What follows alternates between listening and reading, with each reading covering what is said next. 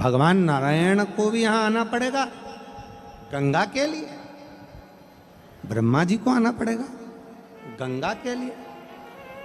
फिर पृथ्वी पर मैं हूं तो नारायण को कष्ट क्यों देना, ब्रह्मा जी को कष्ट क्यों देना। भागीरथ जी आप गंगा जी से कहो तुझे जितने वेग में आना है उतने वेग में आ, जितने वेग में आना है उतने वेग में आ, और तुझे झेलने के लिए शंकर पृथ्वी पर तेरा इंतजार कर रहे हैं, तुझे झेलेंगे मृत्यु लोक में। तुझे जितने वेग में आना है आ। भागीरथ बाबा ने तुरंत जब भगवान शंकर के मुख से शब्द सुन लिया तो भागीरथ जी चलते चलते बीच में देवऋषि नारद मिल गए। नारद जी ने पूछा भागीरथ जी कहां से आ रहे हो। भागीरथ जी बोले कैलाश पर से भगवान शंकर से मिलकर आ रहा हूं। शिव जी से विनय करने गया था कि गंगा जी को झेल लो, शिव जी ने हाँ भर दिया। अब देवऋषि नारद बोले तुम ब्रह्मा जी के पास गए थे। हाँ। ब्रह्मा जी ने क्या बोला, वेग बहुत तेज है। नारायण बोले वेग बहुत तेज है। जरा विचार कर ले। भागीरथ बाबा से कहा देवऋषि नारद ने अगर गंगा जी को शंकर जी नहीं झेल पाए और पाताल में चली गई तो फिर तेरे 60,000 काकाओं का उद्धार कैसे होगा। इतने में भागीरथ बाबा ने एक शब्द कहा कि शंकर सत्य हैं, शंकर शिव हैं और शंकर सुंदर हैं। सत्यम शिवम सुंदरम। शिव कभी असत्य नहीं बोल सकते, शंकर असत्य नहीं। बस जितने कथा के पंडाल में बैठे हैं, जितने फेसबुक यूट्यूब पर कथा को श्रवण कर रहे हैं, जितने मोबाइलों पर कथा सुन रहे हो, जितने इस पंडाल में पंडाल के बाहर बैठकर कथा सुन रहे हो, ये भरोसा रखना कि शिव सत्य है तो शिव की कथा भी सत्य है और शिव का भजन भी सत्य है, फल दे, फल प्रदान का। एक पत्र है,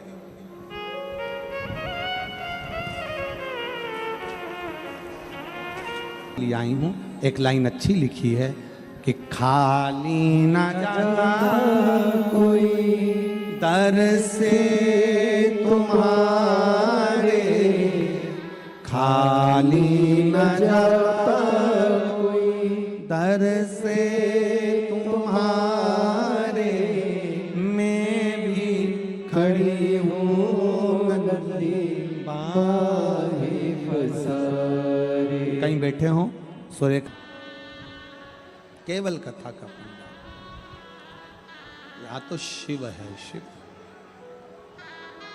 शिव है।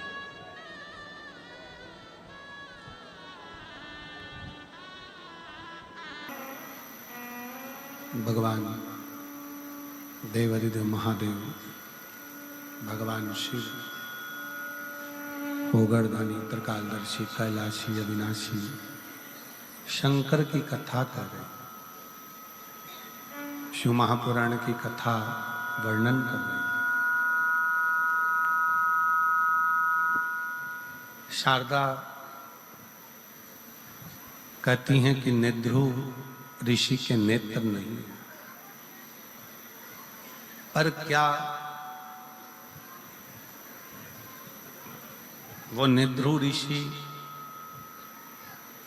मुझ पर कृपा करेंगे, मुझ पर करुणा करेंगे, दया करेंगे।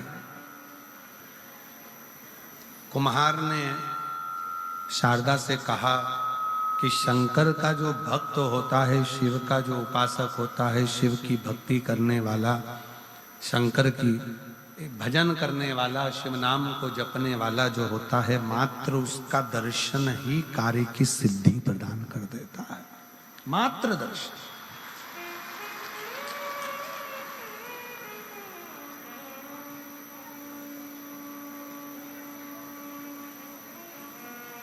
केवल दर्शन मात्र ही सुख प्रदान कर देते हैं, आनंदता दे देते हैं, आनंद प्रदान कर देते हैं। जाओ, शारदा नेद्रुव ऋषि के पास गई।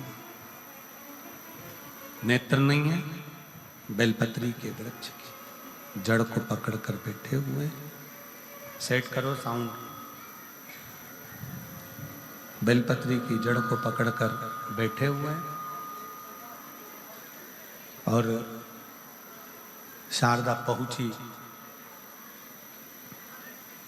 दोनों हाथ उठाकर शारदा ने हर हर महादेव कहा। क्यों कहा जाता है हर हर महादेव? हर हर महादेव कहने का कारण क्या है? दुख हर,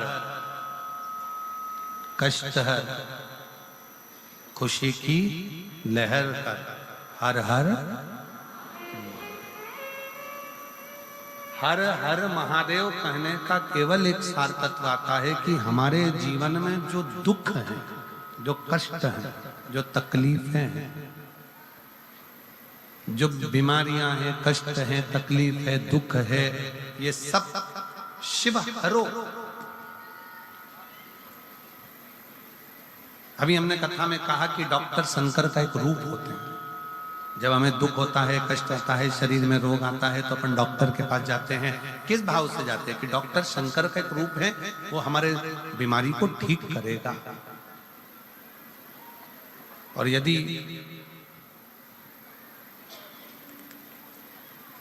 डॉक्टर ने जांच कर कर देख लिया कि तुम्हारे शरीर में यह कष्ट है, तो वो उस कष्ट का निवारण करेगा जरूर। उसी तरह शिव के पास पहुंचो, शंकर जी के पास पहुंचो, भगवान शंकर की भक्ति में पहुंचो, शंकर के भजन में पहुंचो, और एक लोटा जल जब तुम चढ़ाने के लिए जाओ तो मेरे शंकर पर पूर्ण भरोसा कर कर जाओगे, तो ये निश्चित है कि तुम्हारे दुख को शिव काटेगा। आप जाओ, जल समर्पित करना, बेलपत्र इसको खाने को देना। आज मैं बाबा को धन्यवाद देने के लिए आई हूं कि आज मेरा बेटा पूर्ण तरह से ठीक हो चुका है। मैं बाबा को धन्यवाद देने के लिए। शिव तत्व किसको कहते हैं? एक पत्र और बड़ा सुंदर है, देखिए। शिव जी को मैं प्रणाम करने के लिए आई हूं। शिव तत्व इसी को कहते हैं। हम तो बाबा के भरोसे चलते हैं, हम तो बाबा के भरोसे चलते हैं। ये दुनिया वाले जलते, ये दुनिया वाले जलते, हम तो बाबा के भरोसे चलते हैं, हमें बाबा के भरोसे चलते हैं। शिव तत्व की प्राप्ति हो, भगवान शंकर ओघड़दानी हो। शारदा ने मन में विचार करा, शिव जी के सम्मुख में पहुंचकर नेध्रु ऋषि के सामने हर हर महादेव कहा। नेध्रु बाबा ने कहा कि शारदा तुम मेरे पास आई हो, कोई संत के पास, साधु के पास, गुरुजन के पास में अगर आता है तो कुछ ना कुछ तो फल बाबा देते जरूर हैं, और शिव की कृपा होती जरूर। शिव की आराधना करी, पार्थिव लिंग का पूजन करना प्रारंभ करा, और शिव जी की कृपा से जो शारदा का पति उसको लगा था कि मर गया है, और शारदा का पति सारे व्यसन को छोड़कर शारदा के पास दौड़कर आ गया। ये शिव तत्व का, ये शंकर भगवान का शिव तत्व कथा, ये शिव की उदारता, ये शंकर की कथा कहता। शिव महापुराण की कथा कहती है, माता सती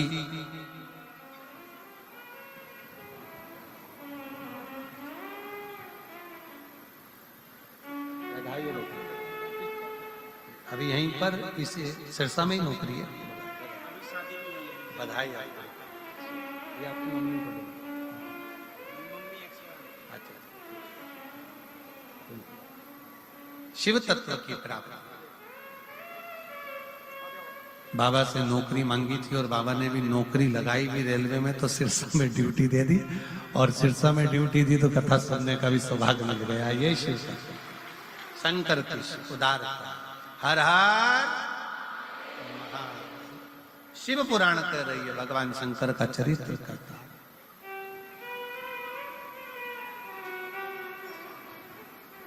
सती मैया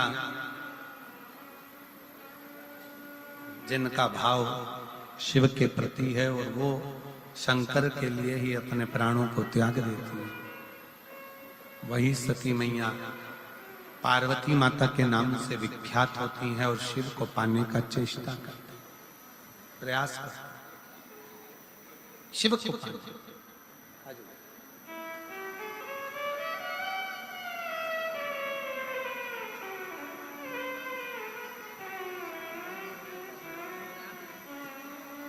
बाबा के भरोसे चलते हैं हम तो, बाबा के भरोसे चलते हैं ये दुनिया।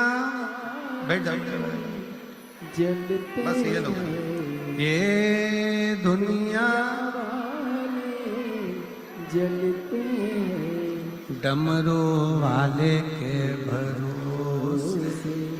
चलते काशी वाले के भरोसे चलते हैं, ओघड़दानी के भरोसे चलते हैं, ओघड़दानी के भरोसे चलते हैं, हम तो बाबा के भरोसे। चलते हैं। शिव कथा कर रही है। कथा के पंडाल में इस भटिंडा पंजाब की इस पवित्र धरा पर बैठकर कथा सुन रहे हो, इतना याद रखना कि आप घर में रहकर, परिवार में रहकर, परिवार का भरण पोषण करते हुए, परिवार को पालते हुए, बच्चों को संभालते हुए भी अगर 2 मिनट भी आपके मुख से श्री शिवाय नमस्तुभ्यम निकल रहा है, 2 मिनट भी आप भगवान को याद कर रहे हो, तो समझ लेना कि आप दुनिया के सबसे बड़े संत और साधु हो और तपस्वी। आप बहुत बड़े साधु।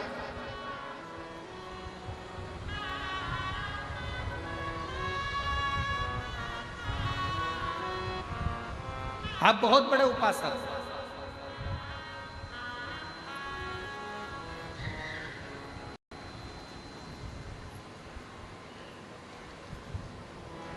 अभी अभी कुंभ देखा होगा आप लोगों ने, कुंभ का दर्शन करा होगा, महाकुंभ का। महाकुंभ के दर्शन में इतने बड़े बड़े संत, साधु, तपस्वी, साधक, उपासक उस कुंभ के मेले में पहुंचे भगवान की भक्ति करने के लिए। पर जनमानस की दृष्टि में भगवान को तो लोग कैच करना भूल गए। मालूम पड़े वहाँ हीरो हीरोइन को कैच कर रहे, आईटी बाबा को कैच कर रहे, कहीं किसी महिला को कैच कर रहे, कहीं माला बेचने वाली को कैच कर रहे। शिव महापुराण की कथा कहती है, आप अगर शिव महापुराण की कथा में आकर बैठे हो, या कुंभ के मेले में गए हो, या हरिद्वार गए हो, या 4 धाम की यात्रा करने गए हो, या भगवान का भजन करने के लिए गए हो, या जितनी देर गुरुद्वारे में आप पहुँचे हो गुरु की वाणी को श्रवण करने के लिए, मत्था टेकने के लिए, उतनी देर तुम्हारी दृष्टि में कोई दूसरा नहीं होना चाहिए। उतनी दृष्टि में केवल मेरा वाहे गुरु हो और शिव हो, राम हो, कृष्ण हो, शंकर हो, जो तुम्हारा इष्ट हो। जो बोले सो निहार, उतनी देर तुम्हारी दृष्टि में परमात्मा होना चाहिए। पर हमारी दृष्टि भटकती। तपस्या और समस्या दोनों समय, दोनों साथ चलते।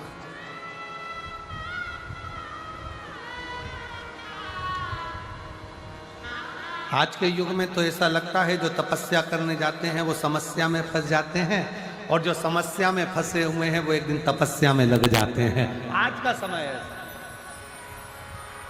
तपस्या और समस्या दोनों में अंतर है। तपस्या जरूरी नहीं है कि एकांत में बैठकर करी जाए, तपस्या जरूरी नहीं कि गंगा यमुना सरयू के घाट पर बैठकर करी जाए, तपस्या जरूरी नहीं कि पर्वत पर बैठकर करी जाए। तपस्या अपने घर में रहते हुए, परिवार में रहते हुए, माता पिता की सेवा करते हुए, पत्नी बच्चे परिवार को संभालते हुए, भगवान के नाम जाप जो मुख से निकलता जाए वो भी तपस्या से कम नहीं है। और तपस्या एक दिन शिव तक पहुंचा देती है और समस्या एक दिन शमशान तक पहुंचा देती है। ये दोनों में, दोनों बिना भटके, बिना भटकाव के। एक पत्र है देखिए,